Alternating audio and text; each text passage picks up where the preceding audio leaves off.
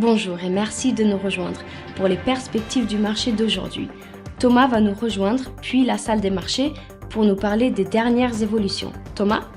Les actions de Coinbase ont bondi de 16% après que la bourse de crypto-monnaie a conclu un accord avec la bourse BZX de Cboe pour maintenir un accord de partage de surveillance pour 5 de ses applications de fonds négociés en bourse de Bitcoin au comptant. La consommation d'électricité aux États-Unis diminuera en 2023 par rapport au niveau record de l'année dernière, en raison du ralentissement de la croissance économique et d'un temps plus doux. La Deutsche Bank a déclaré qu'elle s'attendait désormais à ce que la Banque d'Angleterre relève ses taux d'intérêt d'un demi-point de pourcentage lors de sa réunion d'août. Les actions Tesla ont augmenté de 0,5% lors de la dernière session.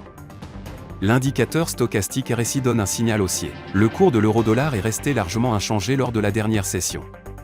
L'indicateur MACD indique un mouvement baissier. La livre sterling a gagné 0,5% contre le dollar lors de la dernière session. L'indicateur stochastique indique un mouvement baissier. Le cours de dollar australien dollar est resté largement inchangé lors de la dernière session. L'indicateur stochastique donne un signal baissier. L'indice des prix à la consommation harmonisé de l'Espagne sera publié à 7 h. L'indice des prix à la consommation de l'Espagne à 7 h. Le livre beige de la Fed des États-Unis à 18 h. Le solde RIC des prix du logement de la Grande-Bretagne sera publié à 23h01. L'investissement étranger dans les actions japonaises du Japon à 23h50. La vente aux enchères des obligations à 10 ans de la Grande-Bretagne à 9h30. Nous espérons que vous avez apprécié nos perspectives du marché d'aujourd'hui.